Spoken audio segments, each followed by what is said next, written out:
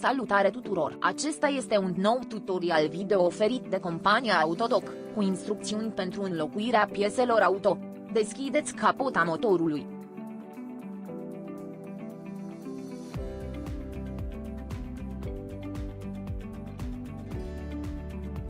Îndepărtați filtrul de habitaclu.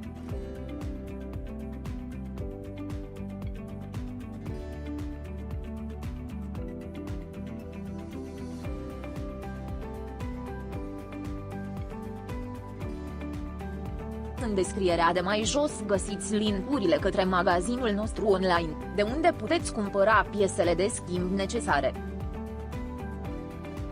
Instalați un nou filtru de habitaclu, în conformitate cu semnul.